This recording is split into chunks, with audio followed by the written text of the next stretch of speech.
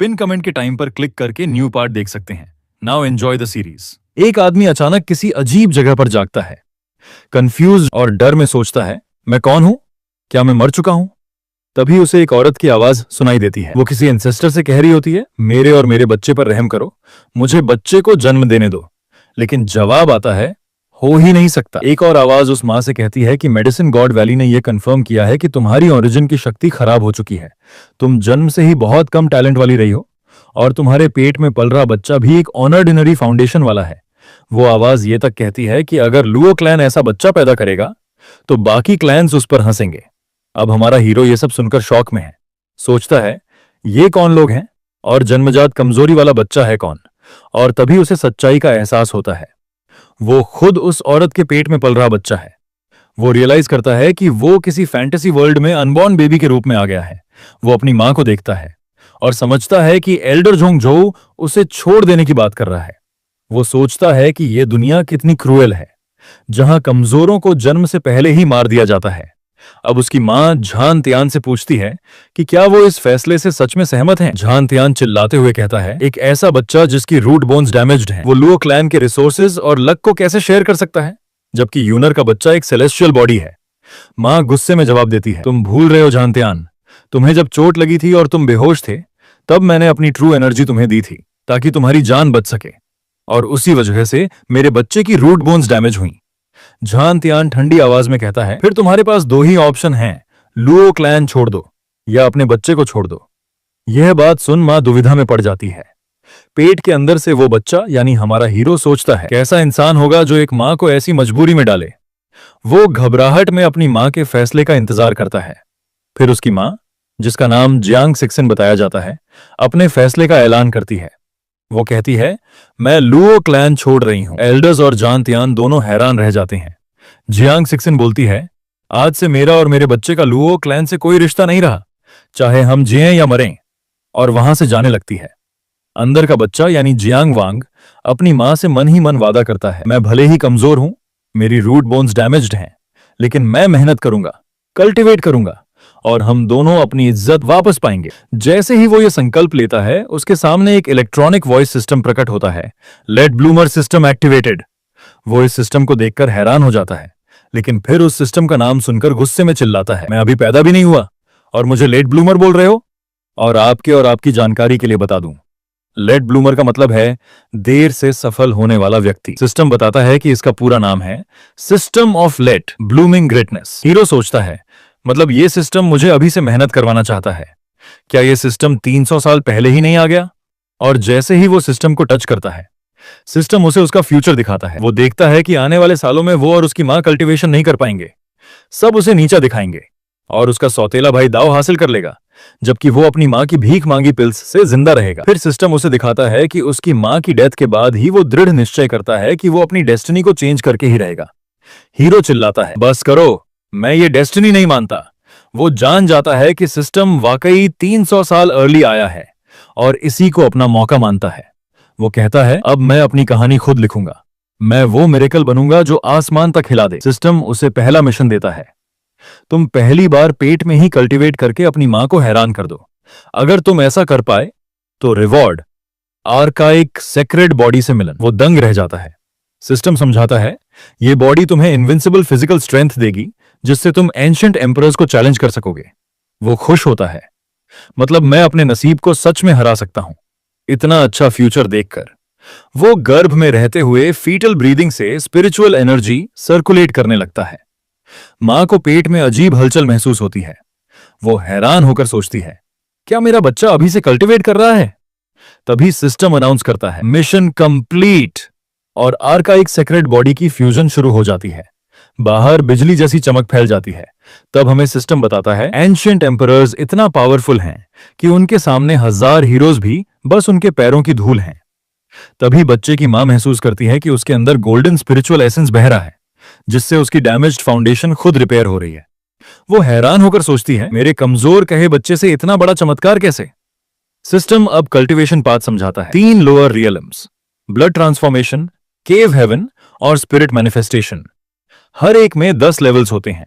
अगर कोई एडल्टहुड से पहले केव हेवन तक पहुंच जाए तो वो सुप्रीम जीनियस कहलाता है और जो एडल्टहुड से पहले स्पिरिट मैनिफेस्टेशन के पहले लेवल तक पहुंच जाए, वो जीनियस का भी जीनियस होता है। वो कहलाता है डेस्टिनी का चोजन वन। अब सिस्टम बच्चे की नई स्टेटस दिखाता है। नेम जियांग वांग बॉडी, आर्काइक सेक्रेड बॉडी। वो ब्लड ट्रांसफॉर्मेशन के पहले लेवल से शुरू करता है और कुछ ही पलों में सेकंड, थर्ड और फोर्थ लेवल्स पार कर जाता है। जियांग वांग मुस्कुराकर कहता है, यही वो पल है जब मैं अपनी किस्मत को रीराइट करूंगा। दूसरी तरफ जियांग सिक्सिन एक बड़े मेंशन जैसे घर पर पहुंचती है। वो अंदर जाकर अपने बड़े भाई और भाभी को बताती है कि वो लौट आई है। उसे उसका बड़ा भाई और उनकी वाइफ रिसीव करते हैं। बड़ा भाई अपनी बहन से कहता है, हमने बहुत जगह मदद मांगी, लेकिन कोई भी लुओ क्लैन को नाराज नहीं करना चाहता। इसीलिए माता पिता हेवनली फॉर्च्यून इमॉर्टल पैलेस गए हैं, जो टॉप सेक्टर्स में से एक है, और लुओ क्लैन से भी नहीं डरते। इसलिए माता पिता वहां जाकर immortal emperor of healing art को इनवाइट करेंगे। तो देखते हैं वो आकर तेरे बच्चे की मदद कर पाते हैं या नहीं। लेकिन भाभी की बातों में जहर झलकता है। वो ताने मारते हुए कहती है, लुओ क्लैन ने निकाल दिया, अब मदद मांगने वापस आ गई हो। वो सरकास्टिक टोन में उसे देखती है, जैसे कहना चाहती हो, लुओ क्लैन ने तुम्हें मो क्लैन के मैरिज अलायंस के रिसोर्सेज लेने भी नहीं दिए और अब तुम फेक प्राइड लेकर स्क्रैप्स मांगने आई हो। जियांग सिक्सिन दुखी होकर जवाब देती है, मुझे कुछ नहीं चाहिए, बस मेरा बच्चा सुरक्षित रहे। उसका भाई गुस्से में बोल उठता है, बस करो, अपनी जुबान संभालो। मेरी बहन और उसके बच्चे के लिए जियांग क्लैन सारे रिसोर्सेज देगा। वो फिर अपनी बहन को शांत करते हुए कहता है, सिक्सिन, मेरी वाइफ थोड़ी शार्प टंग्ड है, पर दिल से बुरी नहीं। जियांग सिक्सिन हल्की मुस्कान के साथ कहती है, मुझे फर्क नहीं पड़ता, मैं जानती हूं वो कैसी हैं। उसी वक्त उसके पेट में पल रहा बच्चा जियांग वांग अंदर से सोचता है, मुझे लगा मां को यहां इंसल्ट किया जाएगा, लेकिन यहां तो असली वार्मथ और फैमिली वाला प्यार है। लेकिन उसे दुख होता है कि जियांग क्लैन को स्ट्रॉन्गेस्ट नहीं बोला जाता। फिर भी उसे लगता है, लुओ क्लैन से तो ये जियांग क्लैन कहीं ज्यादा अच्छा है। लेकिन उसकी सोच अधूरी ही रहती है, क्योंकि तभी उसकी मां के पेरेंट्स वापस आते हैं। उनके साथ एक बहुत बड़ी हस्ती आती है, संत मेयो, जो पैलेस ऑफ क्रिएशन से आई हैं। हमारा हीरो संत मेयो को देखकर लिटरली दंग रह जाता है और सोचता है, ये तो सच में किसी शियांशिया फैंटेसी वर्ल्ड की ब्यूटी लग रही है। और तभी उसका इलेक्ट्रॉनिक सिस्टम फिर से एक्टिवेट हो जाता है, एक नया मिशन लेकर। उस मिशन में अब उसे एक ऐसा सेक्ट ढूंढना है जो थर्ड रेट या उससे भी हायर लेवल का हो, और एक मास्टर को भी चुनना है। जियांग वांग सोचता है, मतलब ये सिस्टम हर बार किसी स्ट्रांग व्यक्ति को देखकर एक्टिवेट हो जाता है, और अगर मुझे मास्टर ही चुनना है तो संत मेयो ही मेरी नेक्स्ट अपॉर्चुनिटी है। वो डिसाइड करता है कि अगर वो अपनी टैलेंट अभी दिखा देगा तो क्लैन उसकी मां को और ज्यादा सम्मान देगा। उसकी मां जियांग सिक्सिन आगे बढ़कर संत मेयो से रिस्पेक्टफुली हेल्प मांगती है। वहीं हमारा हीरो अंदर से प्लान बनाते हुए सोचता है, अब मैं संत मेयो को अपने आर्काइक सेक्रेड बॉडी की पावर दिखाऊंगा, जिससे वो इंप्रेस होकर मुझे अपना शिष्य मान लेगी। संत मेयो सबको बाहर भेज देती हैं, तुम सब बाहर वेट करो, मैं खुद बच्चे को एग्जामिन करूंगी। वो मां को भरोसा दिलाती हैं, रिलैक्स, मैं अपनी स्पिरिचुअल पावर इस्तेमाल नहीं करूंगी, बच्चा कमजोर है, उसे स्ट्रेस नहीं दूंगी। फिर वो मां की कलाई पकड़कर डायग्नोज करना शुरू करती हैं। बच्चा अंदर से हंसता है, कमजोर, ये आर्काइक सेक्रेड बॉडी को वीक कह रही है। जैसे ही संत मेयो उसकी पल्स चेक करती हैं, उनका चेहरा बदल जाता है। वो एक टेरिफाइंग ऑरा महसूस करती हैं, जो प्राइमोर्डियल एरा से आती लगती है। मां घबराकर पूछती है, क्या हुआ संत मेयो? संत हैरान होकर कहती हैं, क्या इस बच्चे को सच में कमजोर बच्चों का लेबल दिया गया था? मां जवाब देती है, हाँ, लुओ क्लैन के हीलर्स ने यही कहा था। संत मेयो गंभीर होकर बोलती हैं, तो मैं खुद देखती हूं कि इस बच्चे की असली क्षमता कितनी गहरी है। वो अपनी स्पिरिचुअल पावर इस्तेमाल कर उसे ऑब्जर्व करने लगती हैं। अंदर से बच्चा सोचता है, लगता है फ्यूचर मास्टर अब भी सेटिस्फाइड नहीं। ठीक है, अब पूरी पावर दिखाता हूं। वो अपने आर्काइक सेक्रेड बॉडी को पूरी तरह एक्टिवेट कर देता है। संत की आंखें चमक उठती हैं। वो कहती हैं, ये छोटा सा बच्चा अब तक हार नहीं मान रहा। क्या अद्भुत फाइटिंग स्पिरिट है। अगर मैं यहां संयोग से ना आती तो दुनिया एक पियरलेस जीनियस खो देती। मां स्टन है, वो समझ नहीं पा रही कि संत क्या कह रही हैं। संत कहती हैं, मैं अपनी स्पेशल ट्रेजर का इस्तेमाल करूंगी, जो हर चीज की सच्चाई दिखाता है। मां ग्रेटिट्यूड से कहती है, धन्यवाद रेस्पेक्टेड सन। जब संत और मां हॉल से बाहर आती हैं, बाहर पूरे क्लैन में एंजाइटी छा जाती है। सब सोच रहे हैं कि इतनी जल्दी बाहर आ गई, मतलब बच्चा शायद बच नहीं पाया। लेकिन संत मेयो सबको रोकती हैं, अपनी इमेजिनेशन पर काबू रखो। यह बच्चा न केवल ठीक है, बल्कि इसमें अनपैरेलल्ड टैलेंट है। किसी को भी इस बात पर बिलीव नहीं होता। संत मेयो गर्व से कहती हैं, मुझे खुशी है कि मैं यहां आई, नहीं तो मैं इस डिवाइन मैटर को मिस कर देती। अपने हाथ से एक आईना हवा में उछालती हैं। दादा डिसबिलीफ में कहते हैं, ये कैसे पॉसिबल है? हमें तो बताया गया था कि बच्चे में कोई टैलेंट नहीं। संत मुस्कुराते हुए कहती हैं, वो सब किसी मूर्ख हीलर की बातें थीं। वो अपनी ट्रेजर से एक विजन दिखाती हैं। आकाश में 9 सुनहरे गोल्डन ड्रैगन्स एक विशाल ब्रॉन्ज कॉफिन को खींच रहे हैं। यह देखकर पूरा क्लैन सदमे में है। संत समझाती हैं, इनमें से सिर्फ एक सोवरेन ड्रैगन भी पूरे जियांग क्लैन को एक उंगली से मिटा सकता है। फिर वो आईना उस कॉफिन में एक लड़के को लेटा हुआ दिखाती हैं, जो मां जियांग सिक्सिन से हूबहू मिलता जुलता है। संत धीरे से कहती हैं, आर्काइक सेक्रेट बॉडी वाला लड़का जियांग क्लैन में पैदा हुआ है। एक हेवनली एम्परर इस दुनिया में आने वाला है। दादा दादी खुशियों से भर उठते हैं। दादी तो आंसू में कहती हैं, हेवन ने हमारे क्लैन पर रहम किया है। मां अपने पेट पर हाथ रखकर गर्व से मुस्कुराती है, तुमने सच में मुझे सम्मान दिलाया मेरे बच्चे। संत अब जियांग सिक्सिन की तरफ मुड़ती हैं और कहती हैं, फॉर्मेलिटीज की जरूरत नहीं, मैं सीधे मुद्दे पर आती हूं।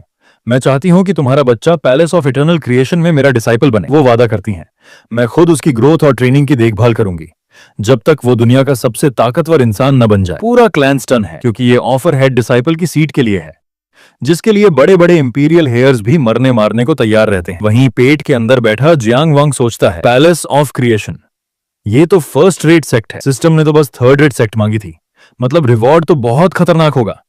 मां झुककर रिस्पेक्टफुली ऑफर करती है, हम जियांग क्लैन इस कृपा के लिए सदा आभारी रहेंगे।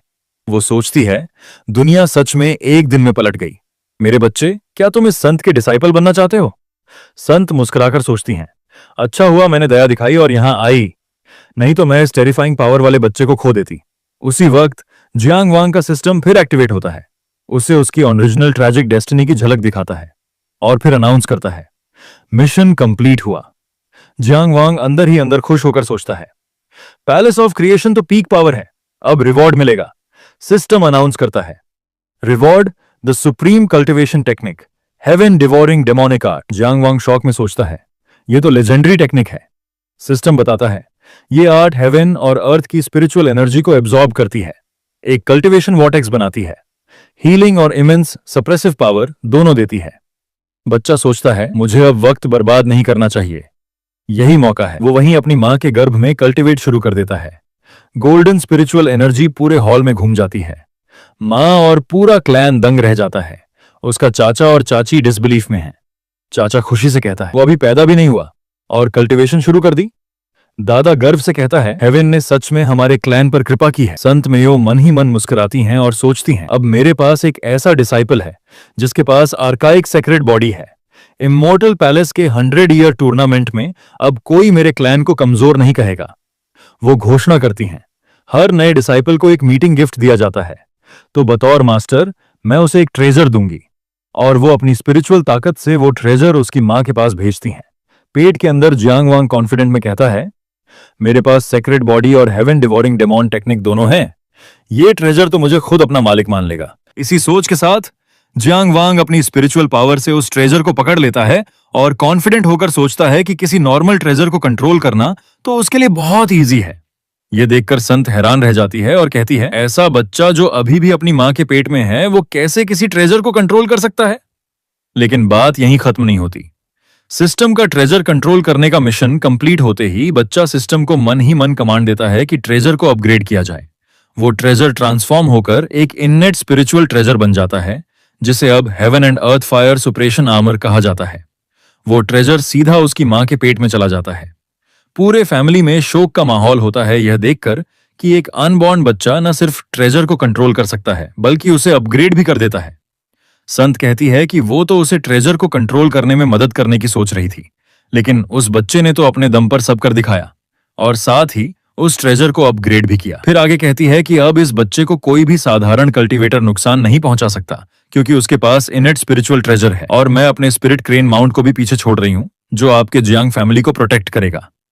वो जाते हुए अनाउंस करती है, जब जियांग वांग केव हेवन रियलम तक पहुंचेगा, मैं खुद वापस आऊंगी उसे सेक्ट में ले जाने और कल्टीवेशन वर्ल्ड दिखाने। फिर हम 3 दिन बाद का सीन देखते हैं।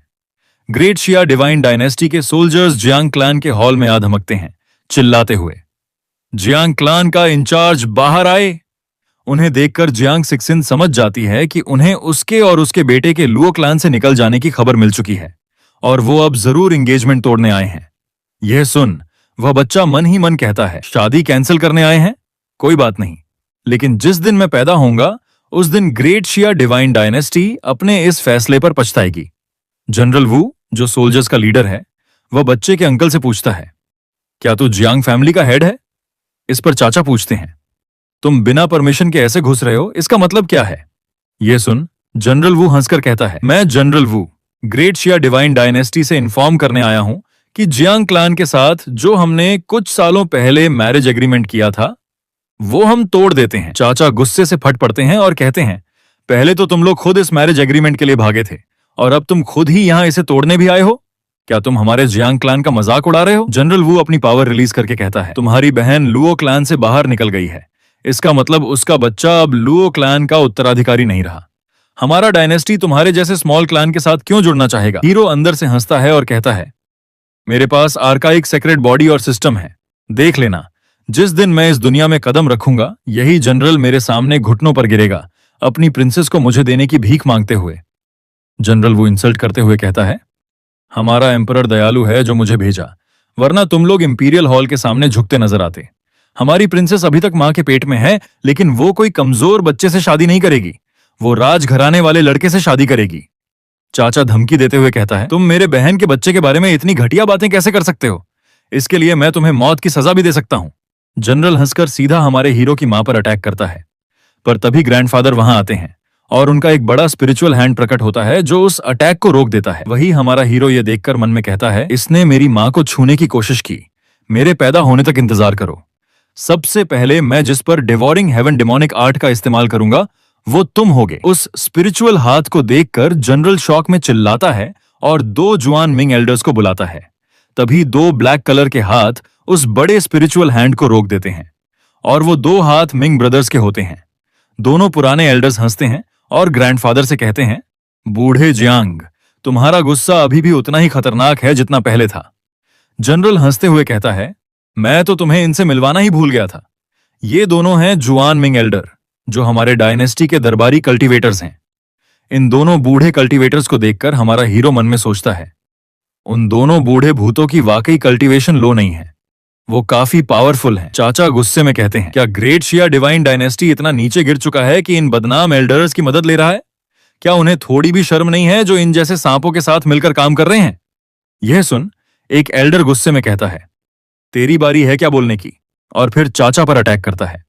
ग्रैंडफादर आगे बढ़कर बचाते हैं लेकिन पीछे धकेल दिए जाते हैं। यह देखकर दूसरा एल्डर प्रेग्नेंट मां जियांग सिक्सिन पर खतरनाक स्वॉर्ड अटैक करता है और हंसते हुए ग्रैंडफादर से कहता है, बूढ़े जियांग, तुम सबको बचा नहीं सकते, तुम्हारा कमजोर पोता इस वार से बच नहीं पाएगा।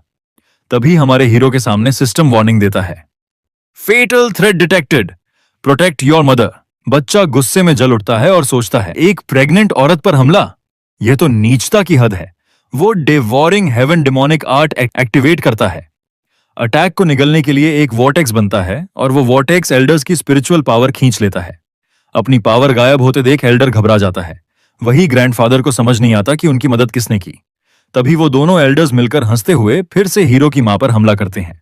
यह देखकर हीरो पेट के अंदर से heaven and earth cold flame barrier activate करता है, जो उसके मास्टर ने उसे गिफ्ट दिया था, और उससे बहुत सारी आग की लपटें निकलती हैं जो एल्डर्स के अटैक को निगल लेती हैं। दोनों एल्डर्स उस आग की लपटों को देखकर डर में कहते हैं, ये तो इनेट स्पिरिट ट्रेजर है, लेकिन ऐसा आर्टिफैक्ट इतनी सी छोटी जियांग फैमिली के पास आया कैसे? वे उस फायर के अटैक को मुश्किल से रोक देते हैं।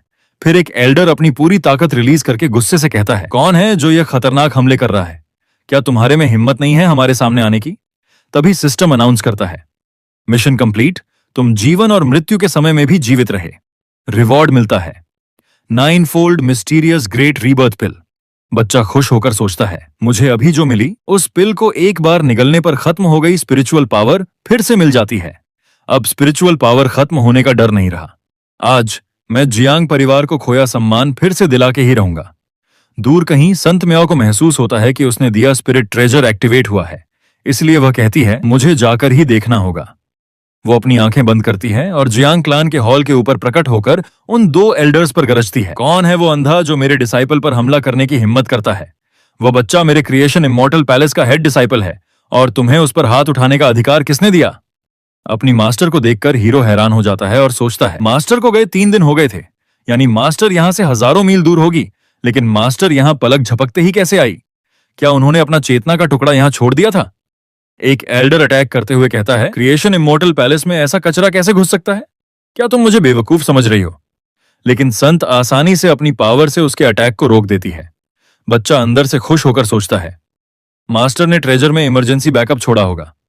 लेकिन अब जब मास्टर हमारे साथ यहां है तो ग्रेट शिया डिवाइन डायनेस्टी हमारा कुछ नहीं बिगाड़ सकती। अपना अटैक नाकाम होता देख दोनों एल्डर्स हैरान रह जाते हैं। एक एल्डर संत म्याओ से पूछता है, ताकतवर लेडी, अपना नाम क्यों नहीं बताती ताकि मेरा महान शिया डिवाइन डायनेस्टी भविष्य में आपका मार्गदर्शन प्राप्त कर सके?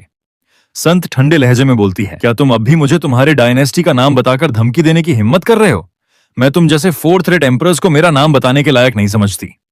तभी ग्रैंडफादर मौके पर स्पिरिचुअल स्वॉर्ड यूज करके एक एल्डर को जमीन पर खून में लथपथ पटक देते हैं। जनरल वू हैरानी और घबराहट में सोचता है, इस औरत की पावर देखकर लग रहा है यह सच में क्रिएशन इमोर्टल पैलेस की संत है। इसका मतलब जियांग फैमिली का कमजोर बेटा सच में क्रिएशन इमोर्टल पैलेस में हेड डिसाइपल बनने वाला है।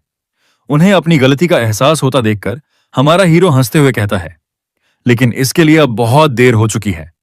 तभी एक एल्डर जनरल वू से कहता है, हमें यहां से निकल जाना चाहिए।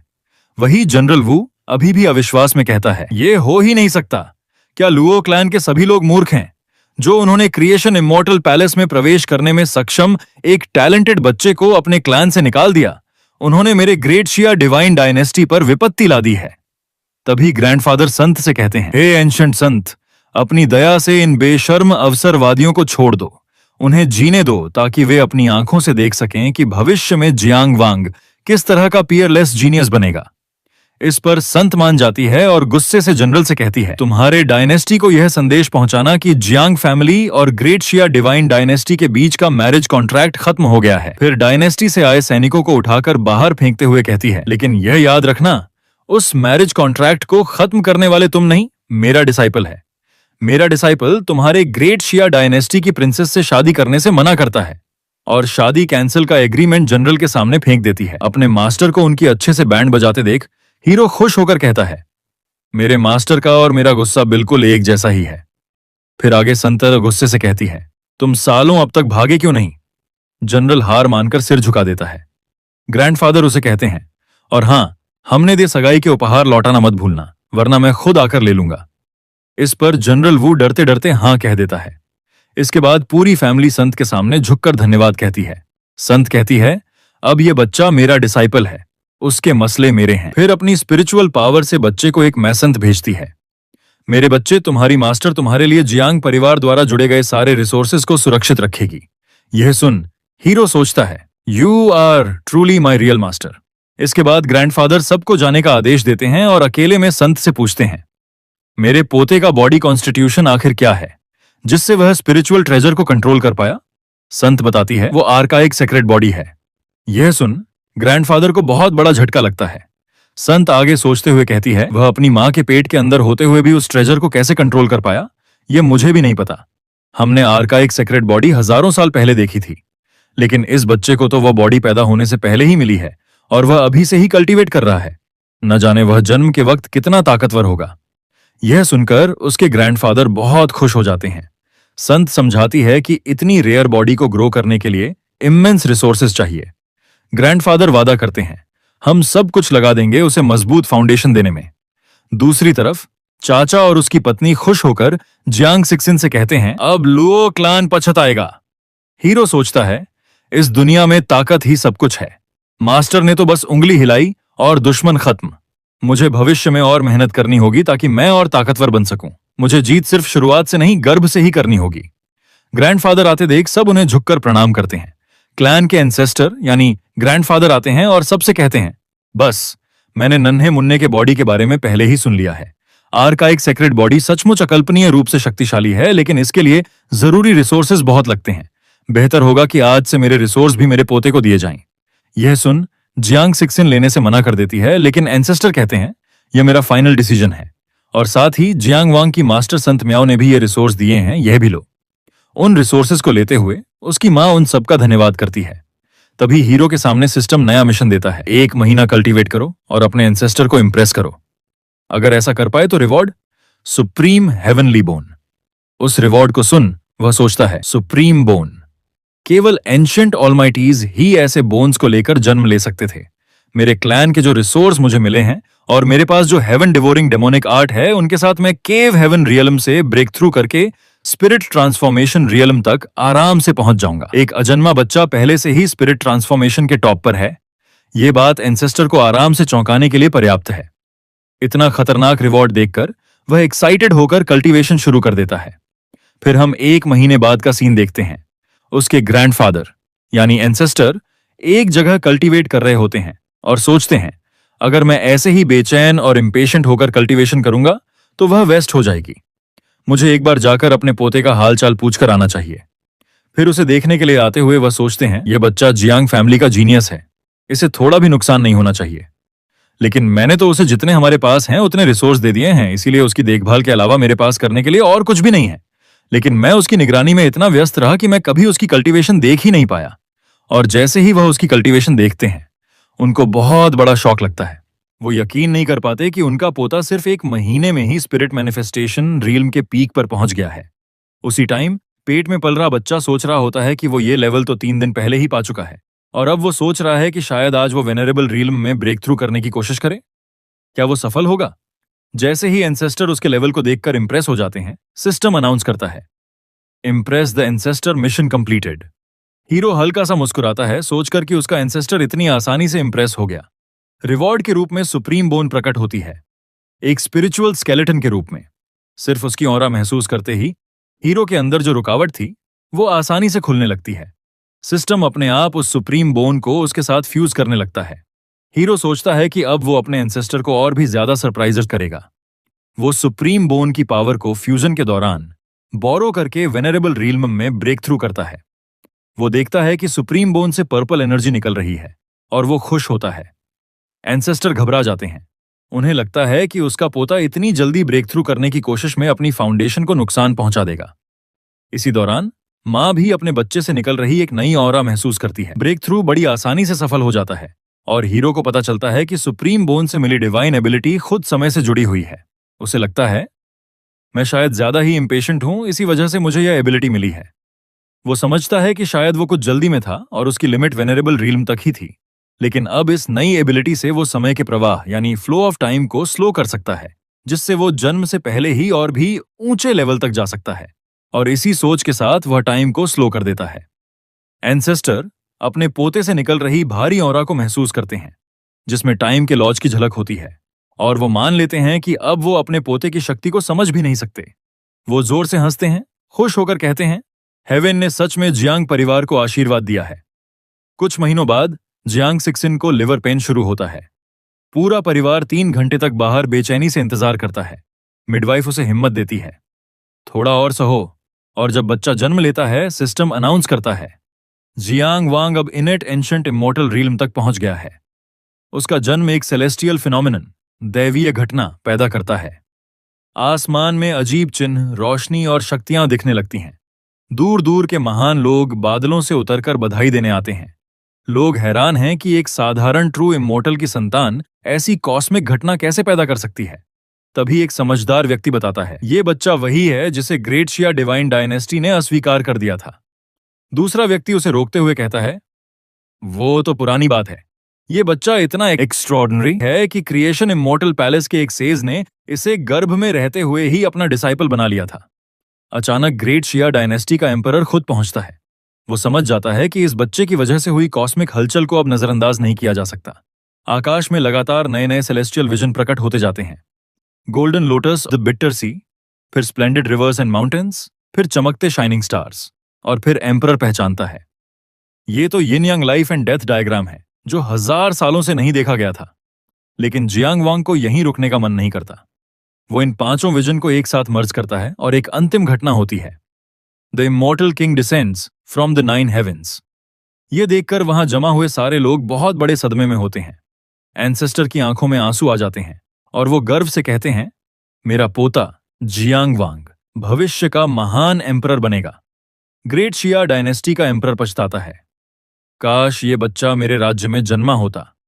वो विवाह फिर से तय करने का सोचता है, पर शर्म से ये विचार छोड़ देता है। दूसरी तरफ मां अपने बच्चे यानी हीरो को गोद में लेकर कहती है, तू ही मेरी असली शान है। लोग बातें बनाने लगते हैं। अब लुओ क्लैन को अपनी गलती पर गहरा पछतावा हो रहा होगा, लेकिन एम्परर समझता है कि अब चूंकि उन्होंने ऐसे प्रोडिजी को नाराज कर दिया है, तो अब उनके पास एक ही रास्ता बचा है, उसे बड़ा होने से पहले ही खत्म कर दो। हीरो के जन्म के 5 साल बाद का सीन देखते हैं। जियांग वांग एक छोटे बच्चे के रूप में टाइम को स्लो डाउन करके मेडिटेशन करता दिखता है। वो अपनी टाइम स्लोइंग एबिलिटी का इस्तेमाल कर रहा होता है। फिर आंखें खोलकर सोचता है, मैं अब एंशंट किंग रिल्म के पीक तक पहुंच चुका हूं, पर फिर भी मेरी प्रोग्रेस बहुत स्लो है। कुछ उत्साहित सेवक उसे इमोर्टल फ्रूट ऑफर करते हैं। वो परेशान होकर कहता है, मुझे डिस्टर्ब मत करो। फिर वो मेडिटेशन से उठकर अपने एंसेस्टर से मिलता है, जो उसका इंतजार कर रहे होते हैं। एंसेस्टर उसकी तारीफ करते हैं। सिर्फ 5 साल की उम्र में ही तू एंशंट किंग रिल्म के पीक पर है। कुछ सालों में तो मैं भी तुझसे पीछे रह जाऊंगा। जियांग वांग विनम्रता से जवाब देता है, मैंने पिछले 1 महीने से कोई प्रोग्रेस नहीं की। मैं एक ब्रेक थ्रू में अटका हुआ हूं। असल में वो एक बड़ी परेशानी में था। 1 साल पहले सिस्टम ने उसे एक मिशन दिया था कि वो एक सीक्रेट रिल्म में जाए, पर वो बाहर नहीं जा सकता था क्योंकि ग्रेट शिया डिवाइन डायनेस्टी और लुओ क्लैन दोनों ने उसके लिए किल ऑर्डर जारी कर रखा था। जो भी उसे मारेगा उसे इनाम रखा गया है। साथ ही उसे अपने ही क्लैन के अंदर एक छिपा हुआ खतरा महसूस हुआ था। एक दिन ट्रेनिंग के दौरान उसे एक वेनमस ऑरा महसूस हुई और उसका पीछा करते करते वो क्लैन के बैक माउंटेन तक पहुंचा, जहां उसे एक भयानक एंटिटी का अस्तित्व पता चला। वो देखता है कि वहां एक डेमन सुप्रेशन एरे है, लेकिन उसमें भी दरारें पड़ने लगी हैं। अंदर का खतरा और बाहर के दुश्मन दोनों से उसे लगता है कि उसकी ताकत अभी बहुत कम है। इसलिए वो तय करता है कि उसे बाहर जाकर सीक्रेट रिल्म ढूंढना ही होगा, ताकत बढ़ाने के लिए। एंसेस्टर से बात करते वक्त वो ये सब बताता है। एंसेस्टर पूछते हैं कि उन्होंने भी वो वेनमस ऑरा महसूस की है, लेकिन वो भरोसा दिलाते हैं वो एंटिटी सील से बाहर नहीं आ सकती। तभी एक क्लैन मेंबर भागता हुआ आता है, बताने कि ईस्टर्न सी में एक सेज सीक्रेट रिल्म खुला है और शिया डायनेस्टी और लुओ क्लैन पहले से ही उसे कब्जे में लेने के लिए साथ मिल गए हैं। यह सुनकर एंसेस्टर तुरंत क्लैन मीटिंग बुलाने का आदेश देते हैं। ग्रैंडफादर को मीटिंग के लिए जाता देख जियांग वांग उनसे कहता है, मैंने एंशंट किंग रिल्म में ब्रेक थ्रू किया है, इसलिए अब मैं भी मीटिंग अटेंड कर सकता हूं। एंसेस्टर मान जाते हैं। मीटिंग में वो सबको जियांग वांग से इंट्रोड्यूस कराते हैं। मीटिंग में जियांग वांग बोलता है, मैंने कई महीने पहले ही एंशंट किंग रिल्म की पीक अचीव कर ली थी। अब अगले रिल्म में ब्रेक थ्रू करने के लिए मैं क्लैन से बाहर जाकर एक्सपीरियंस और ताकत इकट्ठा करना चाहता हूं। वो सबको अपनी पावर दिखाता है। यह देखकर एल्डर्स उसकी तेज प्रगति की तारीफ करते हैं, पर बाहर जाने का कड़ा विरोध करते हैं। वह कहते हैं, दुश्मन पहले से ट्रैप बिछा चुके हैं। ग्रेट शिया डिवाइन डायनेस्टी और लुओ क्लैन ने उसे मारने पर इनाम भी रखा है। हम जियांग क्लैन के जीनियस को बाहर भेजकर रिस्क नहीं ले सकते। यह सुन जियांग वांग मुंह फेर लेता है। एंसेस्टर सुझाव देते हैं, अगर हम जियांग को एंशंट ब्रेकिंग पिल दे दें ताकि वह अगले लेवल में ब्रेक थ्रू कर सके और रिस्क न लेना पड़े। यह सुझाव चाचा को भी अच्छा लगता है, लेकिन जियांग वांग सोचता है, वो पिल बहुत महंगी है जिसे हमारा क्लैन मुश्किल से ला सकता है, और उस पिल को खाने के बाद भी कोई गारंटी नहीं कि मैं ब्रेक थ्रू कर पाऊंगा या नहीं। फिर वो सभी एल्डर्स से कहता है, अगर मैं हर बार क्लैन के पीछे छिप जाऊंगा तो कैसे मजबूत बनूंगा। मैंने कभी कोई असली लाइफ एंड डेथ लड़ाई नहीं लड़ी। वो उन्हें याद दिलाता है कि उसके पास उसके मास्टर का दिया हुआ ट्रेजर है, जिससे कोई एंशंट एम्परर भी उसे पकड़ नहीं सकता। वो उनसे अनुमति मांगता है कि वो बाहर जाकर खुद को और शक्तिशाली करना चाहता है। यह सुन उसके चाचा कहते हैं, तू अभी 5 साल का है और तुझे लाइफ एंड डेथ की लड़ाइयां लड़नी हैं। यह सुन जियांग वांग अपने चाचा की तरफ गुस्से से देखता है। जियांग वांग की बातें सुनकर उसके ग्रैंडफादर सोचते हैं, उसने पहले ही अपनी कल्टीवेशन से बहुत सारे लोगों को सरपास कर दिया है। उसे पूरा अधिकार है अपने मन मुताबिक जीने का। एंसेस्टर आखिरकार मान जाते हैं, पर चेतावनी देते हैं, लुओ क्लैन और शिया डायनेस्टी के जीनियस भी उस सीक्रेट रिल्म में जरूर एंटर करेंगे। वो तुझे मारने के लिए ट्रैप भी लगा सकते हैं, इसलिए सावधान रहना। और अगर तेरी पहचान सबको पता चल गई तो एंशंट एम्परर्स तुझे मारने पीछे लग जाएंगे। जियांग वांग आत्मविश्वास से कहता है, बस एंशंट एम्परर्स ही ना, उनसे कौन डरता है। एंसेस्टर हंसते हैं और कहते हैं, अब तू सच्चा हमारे क्लैन का बेटा लग रहा है। वो उसे अनुमति दे देते हैं और जियांग वांग निकल पड़ता है। मां दरवाजे पर खड़ी होकर उसके लिए दुआ करती है कि वो सुख रूप घर आए। जब वो वहां पहुंचता है तो देखता है सीक्रेट रिल्म के एंट्रेंस पर बहुत भीड़ जमा है। जियांग वांग एक कल्टीवेटर से पूछता है, क्या यही एंशिएंट सेज का सीक्रेट रिल्म है। इससे वो पहले नाराज होता है, पर उसके कपड़ों की क्वालिटी देखकर समझ जाता है कि ये किसी बड़े क्लैन का यंग मास्टर है। इसलिए तुरंत अपने लहजे में सॉफ्टनेस लाता है और कहता है, हाँ, ये एंशियंट सेज का सीक्रेट रियल्म है, लेकिन तुम किस फैमिली या क्लैन से हो? जियांग वांग झूठ बोलता है कि वो एक छोटे से सेक्ट से है और पूछता है, बड़े बड़े सेक्ट्स अपने बच्चों को यहाँ क्यों भेज रहे हैं? कल्टीवेटर बताता है, ग्रेट शिया डायनेस्टी और लुओ क्लैन ने इस रियल्म को कंट्रोल कर रखा है और सिर्फ 18 साल से कम उम्र वालों को एंट्री दी है। यह सुन वह सोचता है, इसका मतलब ग्रेट शिया डायनेस्टी और लुओ क्लैन के जीनियस भी यहां आएंगे। तभी ग्रेट शिया डायनेस्टी की प्रिंसेस शिया मेंगचियान आती है। वह इतनी खूबसूरत होती है कि सब लोग दंग रह जाते हैं। उसकी जनरल दूसरों को नीचा दिखाने की कोशिश करती हैं, पर प्रिंसेस समझदार है।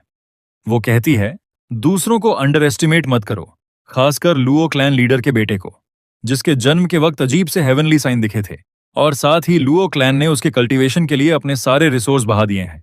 और उसके साथ जियांग क्लैन के प्रभावशाली बेटे ने भी जन्म के वक्त 5 सेलेस्टियल फिनोमेना पैदा किए थे। इसीलिए मैं कह रही हूं, किसी को भी कम मत समझना। वो अफसोस जताती है कि उनका डायनेस्टी एक ताकतवर सहयोगी जियांग क्लैन को खो चुका है। इस पर दूसरा जनरल कहता है, यह सब करतूत उस जनरल वू की है। प्रिंसेस कहती है, अब उस जनरल को कोसना बंद करो, और तुम दोनों मेरे फ्रैक्शन के पिलर हो, तो मैंने जो बताया है वह याद रखना। उस प्रिंसेस को देखकर हमारा हीरो कहता है, वह ग्रेट शिया डायनेस्टी से है और वह खूबसूरत भी है, साथ ही उसमें कोई भी अहंकार नहीं है। तभी लुओ क्लैन आता है, बिजली से घिरी हुई शानदार कैरेज में। जियांग वांग उन्हें देख मुस्कुराता है, सोचता है, आखिर आ ही गए। उनकी एल्डर अपनी तरफ से लुओडोंग को प्रिंसेस से इंट्रोड्यूस करती है। लुओडोंग प्रिंसेस से बात करने की कोशिश करता है, पर वो उसे नजरअंदाज कर देती है। फिर प्रिंसेस सारे एल्डर से कहती है, अब सब लोग आ गए हैं तो सीक्रेट रियल्म खोला जाए। वही लुओडोंग, प्रिंसेस ने उसे नजरअंदाज किया, इसलिए गुस्सा हो जाता है। एल्डर्स मिलकर सीक्रेट रियल्म गेट खोलते हैं और सब बच्चों को अंदर जाने को कहा जाता है। जियांग वांग अंदर जाते हुए सोचता है, अब वक्त है लुओ क्लैन को उनके कर्मों का फल चखाने का। मुझे देखना है, तुम लोगों ने जिस जीनियस पर इतने सारे रिसोर्सेज बहा दिए हैं, वह मेरे कितने स्ट्राइक झेल पाता है। लुओ क्लैन की एल्डर वांच्यू उसे देखती है और पहचान जाती है। उसके चेहरे में उसकी मां जियांग सिक्सिन की झलक पाती है। वो शौक में है कि यह बच्चा इतनी खतरनाक जगह पर कैसे आ गया। जियांग वांग उसकी कोशिशों को चकमा देकर रियल्म के अंदर प्रवेश कर जाता है। बाहर एल्डर वांच्यू सोचती है, मुझे क्लैन को यह खबर दे देनी चाहिए। अब जब वो यहां आया है, वो जिंदा घर वापस नहीं जा पाएगा। अंदर जियांग वांग अपनी एडवेंचर शुरू करता है। तभी उस पर एक स्पिरिचुअल बीस्ट हमला करता है। वो स्पिरिचुअल बीस्ट से लड़ता है, जो प्योर एनर्जी का बना होता है। वो उन्हें आसानी से हरा देता है और बीस्ट की स्पिरिचुअल एनर्जी सोखने के बाद सोचता है कि इससे मुझे खास फर्क नहीं पड़ रहा। सिस्टम के रिवॉर्ड्स ही असली प्राइज हैं, जो मुझे सबसे ज्यादा बढ़ोतरी देते हैं। फिर वहां से उड़कर एक जगह जाकर सोचता है, बाहर लुओ क्लैन की बूढ़ी एल्डर मेरे पर नजर रख रही है, और साथ ही शिया डायनेस्टी के एजेंट्स भी मेरे पर घात लगाए कहीं ना कहीं बैठे होंगे। इसलिए वो प्लान बनाता है कि इस मौके पर वो एक नया ब्रेक थ्रू करेगा, क्योंकि उसकी पावर लुओ क्लैन और ग्रेट शिया डायनेस्टी के हमलों से बचने के लिए अपर्याप्त है। तभी सिस्टम अनाउंस करता है, mission ancient says secret realm में घुसने का पूरा हुआ और उसे मिलते हैं 100 साल की कल्टीवेशन का रिवॉर्ड। जियांग वांग तुरंत बैठकर वो इमेंस पावर एब्जॉर्ब करने लगता है। उसे एब्जॉर्ब करने के बाद सोचता है, चलो देखते हैं 100 ईयर कल्टीवेशन मुझे कितनी पावर में बढ़ोतरी देगी। और आसमान की तरफ जाने लगता है और उसके बॉडी से निकल रही एनर्जी से एक गोल्डन लाइट पिलर आसमान तक उठ जाता है, जो दूर से भी देखा जा सकता है। उसे देख सब कल्टीवेटर्स चौंक जाते हैं। कुछ लोग सोचते हैं कि कोई ट्रेजर मिला है, लेकिन जल्दी ही समझ जाते हैं कि यह तो सेलेस्टियल थंडर ट्रिब्यूलेशन है। जियांग वांग जैसे ही आसमान में जाता है, आसमान में खतरनाक बिजलियां चमकने लगती हैं। एक कल्टीवेटर पहचानता है, ये 9 फोल्ड थंडर ट्रिब्यूलेशन है। कंप्रेस होकर एक ही स्ट्राइक में बदल गया है, जिससे एक सेलेस्टियल फेनोमेना पैदा हुआ है। लुओडोंग इसे प्रिंसेस के करीब आने का मौका समझता है और उससे कहता है, जो आसमान में इतनी सारी उथल पुथल हो रही है, इसका जरूर मतलब है कि कोई हेवनली ट्रेजर आने वाला है। चलो इसे मिलकर सीज करते हैं। प्रिंसेस कहती है, इस थंडर ट्रिब्यूलेशन का लेवल अनप्रेडिक्टेबल है, इसलिए इतनी जल्दी कदम उठाना सही नहीं है। इस पर लुओडोंग पूछता है, क्यों ना हम वहां एक साथ जाएं, क्या हो रहा है देखें, फिर अपना फैसला लें। प्रिंसेस उसे कहती है, मैं इस पर जरूर विचार करूंगी, और वहां से चली जाती है। उसे फिर से नकारता देख लुओ डोंग अपने मन में ईविल स्माइल के साथ सोचता है, मुझे इस सुंदर स्त्री को पाना ही है, वह बस मेरी है। वहीं दूसरी तरफ तूफान के बीच जियांग वांग खुद लाइटनिंग के पैलेस में खड़ा होता है और उसे ललकारते हुए कहता है, चलो दिखाओ तुम्हारी पूरी ताकत, मैं भी देखूं थंडर ट्रिब्यूलेशन पैलेस किस मिट्टी का बना है। उसकी ललकार सुन उस पैलेस से एक जोरदार बिजली निकलती है और उस पर गिरती है, पर वो हंसकर कहता है, इतना ही, क्या तुम इससे ताकतवर हमला नहीं कर सकते? वो हेवन डिवोरिंग डेमॉन आर्ट का इस्तेमाल करता है और उस बिजली को निगल जाता है। फिर लाइटनिंग का बना आर्मर्ड वॉरियर उसके सामने खड़ा होता है। वो हीरो पर लाइटनिंग से अटैक करता है, लेकिन हीरो आराम से उस लाइटनिंग से बचकर फिर से उस वॉरियर के सामने खड़ा होता है। यह देखकर वो वॉरियर गुस्से से फिर से उस पर लाइटनिंग से हमला करता है, लेकिन इस बार जियांग वांग उसके अटैक को रोककर पलटवार करता है और आखिर में अपनी क्लैन की strongest sword technique sword light shines upon the 9 heavens से वॉरियर पर जोरदार हमला करता है। आसमान में लड़ रहे जियांग वांग को देखकर दूर खड़े लोग शॉक में हैं और सोच रहे होते हैं, कौन ऐसा पर्सन हो सकता है जो इतनी खतरनाक लाइटनिंग को झेल सके। प्रिंसेस सोचकर कहती है, इम्पॉसिबल, कोई एंशिएंट एम्परर बनने के लिए ट्रिब्यूलेशन फेस कर रहा है, लेकिन सीक्रेट रियल्म में एंट्री करने के लिए उम्र तो 18 साल से कम होती है। इसका मतलब ये 18 साल के अंदर ही एंशिएंट एम्परर बनने वाला है। लुओ डोंग समझ जाता है कि अगर यह लड़का इतनी खतरनाक हेवनली ट्रिब्यूलेशन बिना किसी खरोच के झेल रहा है तो वह काफी खतरनाक होगा। अगर यह जिंदा रहा तो भविष्य में बड़ा खतरा बनेगा। वो प्लान करता है कि तूफान के बीच उसे मार देगा, और तभी हीरो का अटैक और उस वॉरियर का अटैक एक दूसरे से टकरा जाते हैं, जिससे बहुत बड़ा धमाका होता है। ट्रिब्यूलेशन इतना शक्तिशाली हो जाता है कि पूरा सीक्रेट रियलम टूटने लगता है। लोग भागने लगते हैं।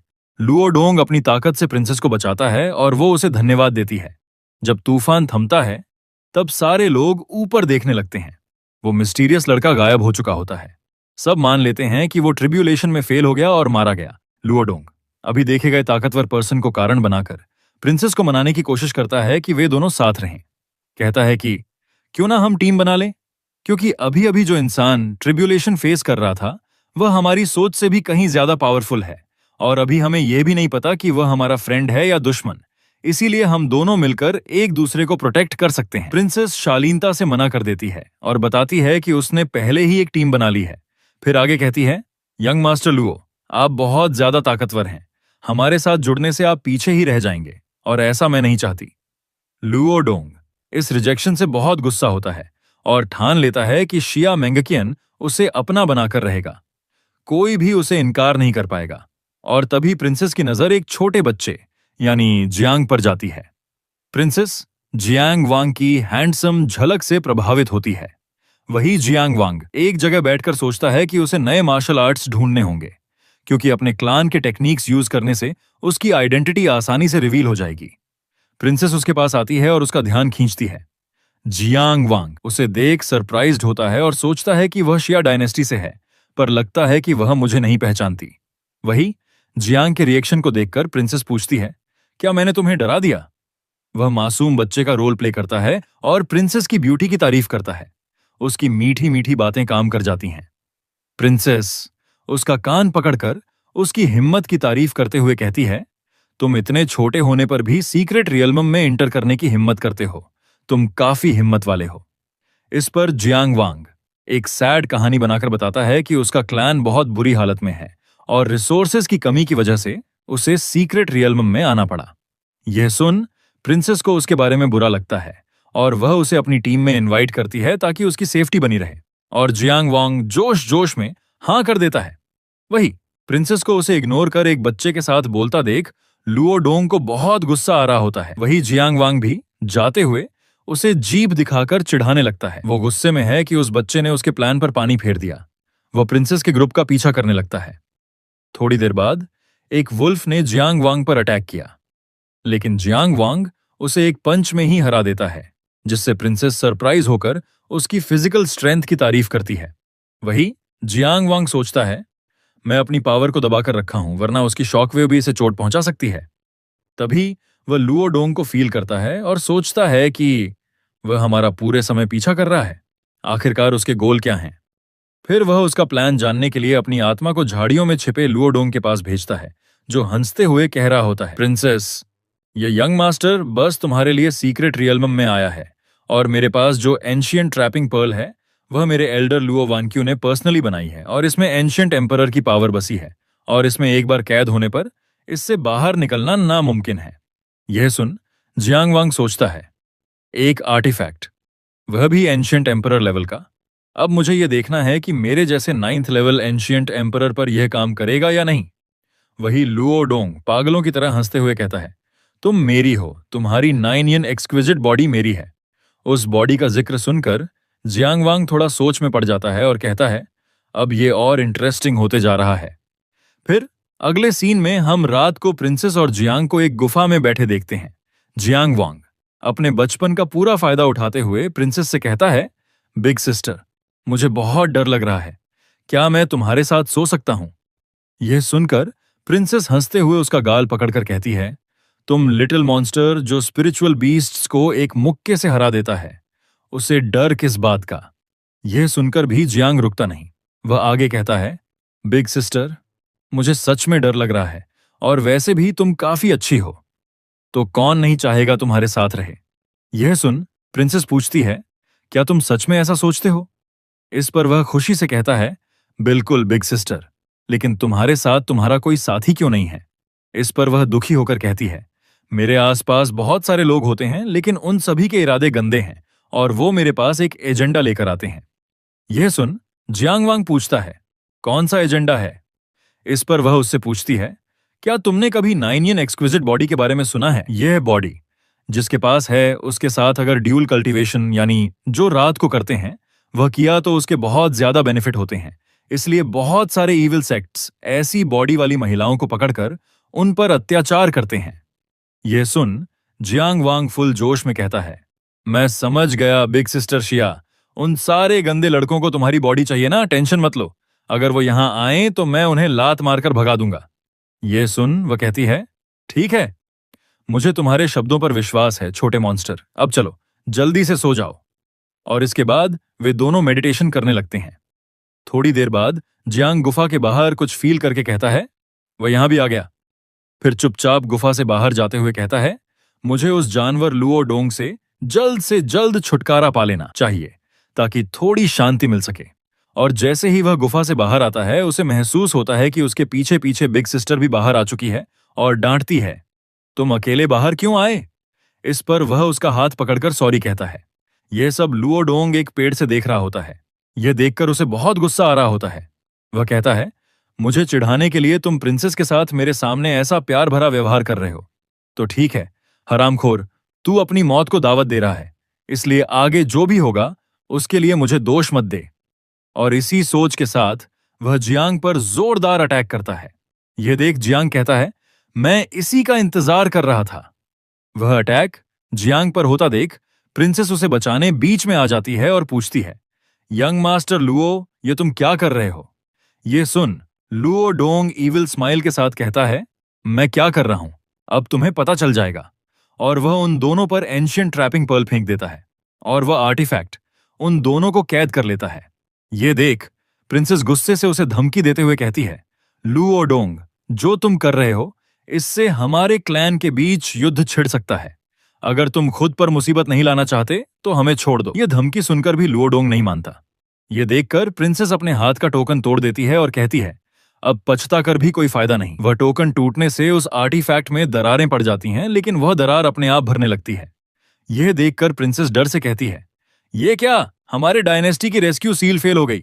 यह देखकर लुओ डोंग हंसते हुए कहता है, अपनी ताकत बचा के रखो, ये ancient trapping pearl personally elder वॉन क्यू ने बनाई है। जो भी एंशियंट एम्परर लेवल से नीचे का इस सील में कैद हो जाता है वह कुछ भी कर नहीं पाता, इसीलिए चुपचाप मेरे साथ चलो। हालात और खराब होते देख प्रिंसेस हमारे हीरो से कहती है, मैं तुम्हें अपनी बची ताकत से इस सीक्रेट रियल्म से बाहर भेजती हूं, तुम जल्दी से जाकर ग्रेट शिया डिवाइन डायनेस्टी को इन्फॉर्म करो। इस पर लुओ डोंग हंसते हुए जियांग वांग से कहता है, तू साले हरामखोर, तू वही बच्चा है ना जिसे मेरे लुओ क्लैन ने 5 साल पहले निकाल दिया था। यह सुनकर प्रिंसेस को बहुत बड़ा झटका लगता है। वही जियांग वांग हंसते हुए लुओ डोंग से कहता है, सबसे पहली बात, मुझे तुम्हारे फालतू लुओ क्लैन से मत जोड़ो। मेरा सरनेम है जियांग और मेरा नाम है जियांग वांग। और दूसरी बात, क्या तुझे सच में लग रहा है कि तू पहले ही जीत चुका है? यह बातें सुन लुओ डोंग हंसकर कहता है, थोड़ी देर में ही तुम मरने वाले हो और फिर भी इतनी बड़ी बड़ी बात कर रहे हो। वही प्रिंसेस उस सील से कमजोर पड़ने लगती है। वह जियांग वांग से कहती है, लिटिल ब्रदर जियांग, चीजें कभी भी हमारे हाथ से फिसल सकती हैं, इसीलिए तुम जल्दी जाकर मदद ले आओ। तब तक मैं इसे रोकती हूं। इस पर वह कहता है, तुम टेंशन मत लो, मेरे पास एक सिंपल प्लान है। फिर अपनी पावर रिलीज करके हवा में उड़ने लगता है। जियांग वांग को अपनी spiritual energy ancient trapping pearl में कैद होने के बाद भी यूज करते देख लुओ डोंग हैरान हो जाता है। इसके बाद जियांग उस आर्टिफैक्ट के पास जाता है जिससे वह कैद है और उसे अपने हाथों से चकनाचूर कर देता है। फिर फुल स्पीड में लुओ डोंग के पास जाकर उसके माथे पर उंगली से बस टच करता है और उसके सारे स्पिरिचुअल वेंस तोड़ देता है। जैसे ही उसकी स्पिरिचुअल एनर्जी डिस्ट्रॉय हो जाती है, वह खून थूकते हुए जमीन पर गिरता है। यह देखकर प्रिंसेस हैरान रह जाती है। लुओ डोंग चीखता है, यह कैसे पॉसिबल है? जियांग वांग उसके सामने खड़ा होकर उसका मजाक उड़ाते हुए पूछता है, क्या अब तू सेटिस्फाइड है उस बच्चे की पावर से जिसे लुओ क्लैन ने छोड़ दिया था? लुओ डोंग उसके सामने हाथ जोड़कर कहता है, मुझे छोड़ दो, मुझे मत मारो, मैं किसी को नहीं बताऊंगा आज क्या हुआ। जियांग वांग तिरस्कार से कहता है कि वह लुओ क्लान से डरता नहीं। वह वादा करता है कि जब बड़ा होगा वह खुद उनके पास जाकर बदला लेगा। फिर वह लुओ डोंग के शरीर में एक गोल्डन कोर की एनर्जी डाल देता है। लुओ डोंग डर के मारे पूछता है, तुमने मेरे साथ क्या किया? जियांग वांग कहता है, मैं कोई खून का प्यासा नहीं हूं, मेरी मां ने मुझे दया सिखाई है, इसलिए मैं तुम्हें एक चांस दे रहा हूं। पूरी ताकत से भागकर अपने एंसेस्टर के पास जाओ और उस गोल्डन कोर को निकालने को कहो। तेरे पास 3 अगरबत्तियां जलने तक का समय है, अगर सफल हो गए तो ही बच पाओगे। प्रिंसेस वार्निंग देती है कि लुओ डोंग को छोड़ना डिजास्टर ला सकता है, पर जियांग वांग बिना टेंशन के उसका हाथ पकड़कर कहता है, टेंशन मत लो बिग सिस्टर, वह कमीना कहीं नहीं भाग पाएगा। वहीं दूसरी तरफ लुओ डोंग पूरी ताकत से भाग रहा होता है और कहता है, जियांग वांग तू बस रुक, मैं जैसे ही क्लैन में जाऊंगा हमारे क्लैन के सारे एल्डर्स को लेकर तुम्हारे जियांग फैमिली में आऊंगा और तुम्हारे फैमिली में खून की नदियां बहाऊंगा। मैं खुद तुम्हारे बॉडी के हर एक पार्ट को तोड़ दूंगा। वही जियांग वांग आराम से 3 से गिनती शुरू करता है। जैसे ही वह 1 पर पहुंचता है, लुओ डोंग के अंदर का गोल्डन कोर जोरदार ब्लास्ट करता है जिसमें लुओ डोंग मारा जाता है। जियांग वांग फिर प्रिंसेस की तरफ मुड़कर मुस्कुराता है और कहता है कि वह दया दिखाने का मजाक कर रहा था, क्योंकि वह ज्यादातर मां की बातें मानता ही नहीं। प्रिंसेस शिया अब कंफर्म कर लेती है कि यह जियांग क्लान का डिवाइन चाइल्ड ही है और सोचती है, मेरे पिता को हमेशा उस शादी को तोड़ने का अफसोस रहा है, शायद इस बार यह मुलाकात वह सब ठीक कर दे। वे दोनों उस जगह पर आते हैं जहां एक्सप्लोजन हुआ था। एक्सप्लोजन की जगह को देखकर प्रिंसेस पूछती है, क्या यही जगह है जहां विस्फोट हुआ था? वह लुओ डोंग का कोर उठाते हुए कहता है, हाँ यही हुआ था। प्रिंसेस पूछती है, क्या वही है जिसने सीक्रेट रियलम में जो थंडर ट्रिब्यूलेशन हुई वह कॉज की थी और सीक्रेट रियलम को खतरे में डाला था? जियांग वांग शांत होकर स्वीकार करता है कि उसने ही ट्रिब्यूलेशन कॉज की थी। वह कहता है कि सिंपल ट्रिब्यूलेशन से एंशिएंट एम्परर के पीक पर ब्रेक थ्रू हुआ और उसे उम्मीद नहीं थी कि इससे दूसरे लोगों को खतरा हो सकता है। वह आगे कहता है, हेवन बड़े टैलेंट्स से जलता है। प्रिंसेस उसकी पावर और कॉन्फिडेंस से दंग रह जाती है, सोचती है कि वह किसी एंशिएंट गॉड जैसा है और वह आश्चर्यचकित है यह सोचकर कि वह बड़ा होकर क्या बनेगा। फिर सोचती है, अगर मुझे इसके साथ मेल खाना है तो मुझे अपने लेवल से और ऊपर जाना होगा। फिर शर्मा जाती है यह सोचकर कि वह क्या सोच रही है। जियांग वांग उसकी साइलेंस नोटिस करता है और पूछता है, क्या वह अपसेट है? वह बताता है कि उसने पहले ही प्रिंसेस को पास में रखने का प्लान बनाया था ताकि लुओ डोंग को ललचाकर खत्म कर सके। प्रिंसेस कहती है कि वह उसकी छोटी मोटी सोच की कदर करती है और गुस्सा नहीं, बल्कि उसे धन्यवाद देती है कि उसने उसका हिडन थ्रेट हटाया। यह सुनकर जियांग वांग को अच्छा लगता है। कैंपफायर पर मेडिटेशन कर रहे जियांग को देखकर प्रिंसेस सोचती है कि किस तरह की अफवाहें थीं कि जियांग क्लान का यह बेटा किसी ग्रेट एंशिएंट एम्परर का रीइंकार्नेशन हो सकता है। अब उसे लगता है कि उन अफवाहों में दम है। उसे पास से देखते हुए कहती है, यह लड़का बेहद टैलेंटेड और स्मार्ट है, उसकी जनरेशन में कम ही इसकी बराबरी कर सकते होंगे। और तभी जियांग वांग अपनी आंखें खोलता है और प्रिंसेस को सामने देखकर उसके मजे लेते हुए कहता है, मुझे आश्चर्य है कि भविष्य में कौन इतना भाग्यशाली है कि बिग सिस्टर शिया से शादी करेगा। यह सुनकर प्रिंसेस गुस्से से उसके बाजू में बैठकर कहती है, इतनी सी उम्र में ऐसी ठरकी विचार जानकर मुझे तुम्हें डांटने का मन कर रहा है। मैं तुम्हें बाद में डांटूंगी। फिर सीरियस होकर उसे बताने लगती है, तू लुओ क्लैन को इतने अच्छे से जानता नहीं है। तूने आज लुओ डोंग को मारा है, जो लुओ क्लैन का जीनियस था। जब बाहर बैठी एल्डर को लुओ डोंग के मरने की खबर पता चलेगी तो वह इस मैटर को ऐसे ही नहीं जाने देगी। इसके अलावा मेरे शिया डायनेस्टी और लुओ क्लैन ने तेरे लिए बाहर जरूर बहुत सारे ट्रैप सेट किए होंगे। यह सुन जियांग वांग बेफिक्री से कहता है, अगर उस बूढ़ी एल्डर को पता भी चला तो क्या होगा? ज्यादा से ज्यादा वह मुझे मारने की कोशिश करेगी तो मैं उसे एक हाथ से मार डालूंगा। इस पर वह उसे बताती है, मान लिया तेरे तरीके बहुत खतरनाक हैं, तू उस एल्डर वान क्यू को एक हाथ से ही मार डालेगा, लेकिन उसके बाद जब लुओ क्लैन के पावरफुल लोग वहां आएंगे तब तू उन्हें कैसे हैंडल करेगा? हालांकि लुओ क्लैन कोई एंशिएंट फैमिली नहीं है, फिर भी उनके पास बहुत सारे एक्सपर्ट हैं जो एंशिएंट सेज रियलम या उसके भी ऊपर के हैं, और कौन जानता है कितने सोए हुए बूढ़े मॉन्स्टर्स होंगे। फिर वह उसे एक चीज देते हुए कहती है, ये मेरे पिता का स्पिरिचुअल ट्रेजर है जो तेरे ऑरा को छुपा के रखेगी, जिससे वह लुओ क्लैन की एल्डर वान क्यू भी तुझे पहचान नहीं पाएंगी। और अब इसे ना मत कहना, क्योंकि तुमने मेरे बाजू में छिपे हुए खतरे लुओ डोंग को खत्म करने में मेरी मदद की है, और मुझे नहीं लगता ग्रेट शिया डिवाइन डायनेस्टी भविष्य में भी तेरी दुश्मन बनी रहेगी। इस पर जियांग वांग स्पिरिचुअल ट्रेजर को देखते हुए कहता है, बिग सिस्टर, हमारी दोस्ती निजी है, लेकिन मैं जियांग वांग तुम्हारे शिया डायनेस्टी के प्रति कोई भी सद्भावना नहीं रखता। मैं स्पष्ट कहूंगा, यदि मैं आपके डायनेस्टी के उस जनरल वू से मिलूंगा तो मैं उसे मेरी मां का अपमान करने के बदले जरूर दंड दूंगा। इस पर प्रिंसेस उससे पूछती है, क्या होगा अगर हम तुम्हें जनरल वू को ही सौंप दें? यह सुन वह प्रिंसेस से पूछता है, क्या तुम्हारे पास सच में वह करने का अधिकार है? इस पर प्रिंसेस कहती है, मेरे पिता को धोखा दिया गया था, इसलिए उन्होंने सगाई तोड़ने का विचार किया। अगर जनरल वू को सौंप देने से हमारे और तुम्हारे जियांग क्लान के संबंध अच्छे हो रहे हैं तो मेरे पिता जनरल वू तुम्हारे अधीन सौंप देंगे, और साथ ही मैं तुम्हें यह जेड पेंडेंट भी दे रही हूं।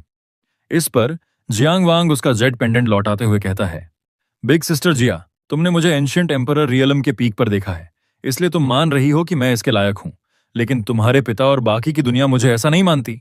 वे मुझे लुओ क्लैन द्वारा छोड़ दिए गए बच्चे के रूप में जानते हैं जिसके पास थोड़ा बहुत टैलेंट है।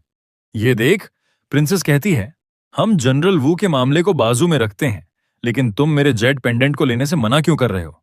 वह जेड पेंडेंट लेने से मना करते हुए कहता है, आप ग्रेट जिया डायनेस्टी की सबसे बड़ी राजकुमारी हैं, आपके हर कार्यों को अनगिनत नजरें देख रही हैं, और मैं नहीं चाहता कि आपको इसके बदले लोग ताने मारें, आपका मजाक उड़ाएं, और मुझे यह बिल्कुल अच्छा नहीं लगेगा कि मेरी फ्रेंड परेशानी में है। जियांग को उसे अपनी फ्रेंड बोलते देख राजकुमारी शर्मा जाती है। वही जियांग आत्मविश्वास से कहता है, मुझे पता है तुम ये जेड पेंडेंट मेरे सुरक्षा के लिए दे रही हो, पर मैं दुनिया को दिखा दूंगा कि मैं कौन हूं, और तब जाकर मैं तुम्हारा ये जेड पेंडेंट एक्सेप्ट करूंगा, ताकि दुनिया तुझ पर उंगली ना उठा सके। यह सुन वह गुस्से से खड़ी होती है और कहती है, इतनी छोटी उम्र में भी इतनी बड़ी बड़ी बातें करते हो, बातें बनाने से कुछ नहीं होता, तुम करके दिखाओ। इस पर वह हंसकर कहता है, थोड़ी दिन रुको मेरी जान, थोड़े ही दिनों में तेरे हर डायनेस्टी की गली में गूंजेगा मेरा नाम। फिर मास्टर के दिए ट्रेजर को समन करता है और कहता है, मास्टर क्या आप वहां हैं?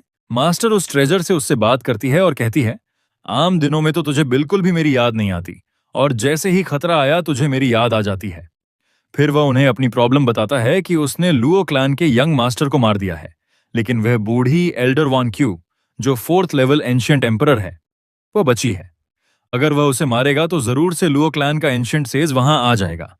फिर मास्टर से रिक्वेस्ट करता है कि आप एक ऐसा फॉर्मेशन सेटअप कर दें जिससे लुओ क्लैन के एंशिएंट सेज को मेरी लोकेशन थोड़ी देर बाद पता चले, जिससे मैं वहां से भाग सकूं।